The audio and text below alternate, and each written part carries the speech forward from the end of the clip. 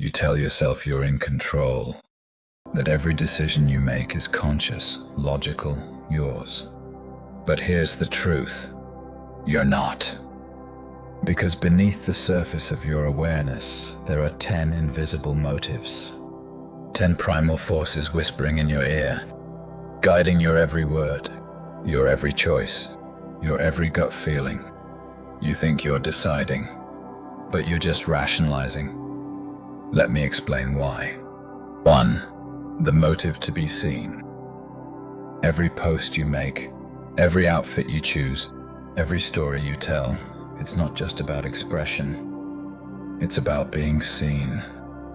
Because the human brain equates visibility with survival. When no one sees you, it feels like death.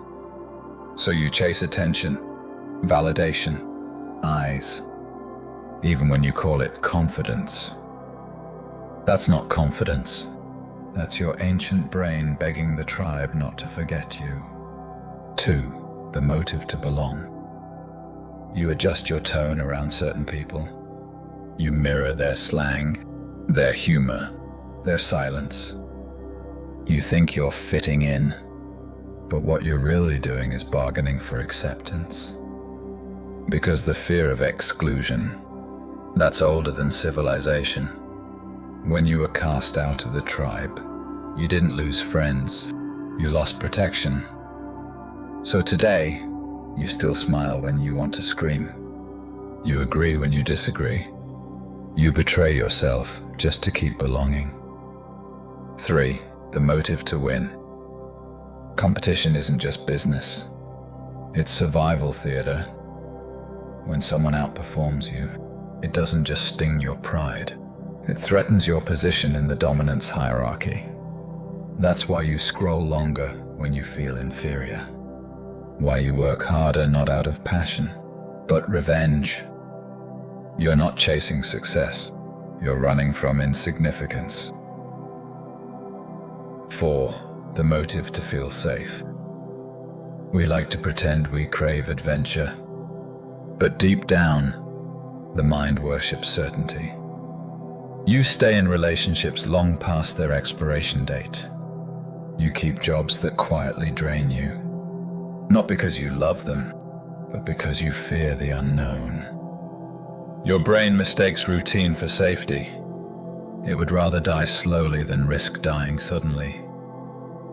5. The motive to be right. You argue not to learn, but to preserve your identity.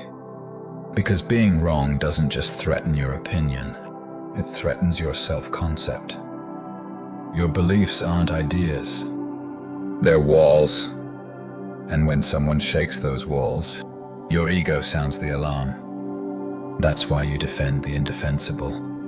Because the mind doesn't care about truth. It cares about survival, of self-image.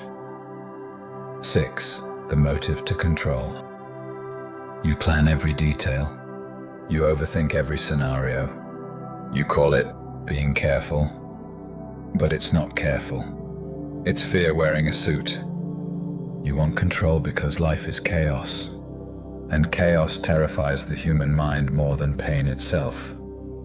When you can't control people, you control your image. When you can't control your future, you control your phone, your diet, your words.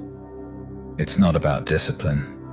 It's about the illusion of safety through control. 7. The motive to be desired. You crave attraction, not always love. Because to be desired is to feel powerful. That's why people play games. Why they withdraw to make you chase. Why attention feels like oxygen. Desire is currency in the human psyche. And when you have none, the mind feels worthless.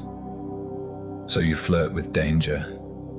You stay where you're not respected, because at least you're wanted. 8. The motive to avoid pain. Every habit you can't break, every distraction, every scroll, every late night binge is a shield. Not against boredom, but against pain. You're not addicted to pleasure. You're addicted to numbness because pain demands presence, and presence demands courage. So you keep running, not realizing the chase is the real prison. 9. The motive to feel significant. Humans don't want happiness, they want importance. That's why people boast, argue, dominate. Why some people stay broken? Because being a victim still gives them identity. You'd rather be seen as broken than not seen at all. You'd rather be hated than ignored. Significance is the closest thing to immortality the ego knows. 10. The motive to avoid responsibility. This one hides in silence.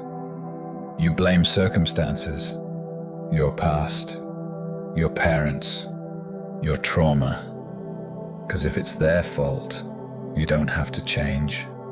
Responsibility feels heavy, but it's the only weight that makes you stronger. The truth: freedom isn't found in control. It's found in ownership. You see, every human being is a storm of motives, colliding under the illusion of free will. You think you chose that partner, but your attachment wounds did. You think you chose that career, but your fear of inadequacy did. You think you're building a life, but half the time you're just building defenses. Here's the twist. It's not your fault. These motives aren't evil. They're ancient programs, written by survival, refined by pain, and executed by habit. But awareness changes everything. Because once you see the strings, you can start cutting them. You can choose honesty over image, courage over comfort, purpose over validation. And that's when you stop being driven and start driving. Control isn't about mastering the world. It's about mastering yourself when the world no longer makes sense.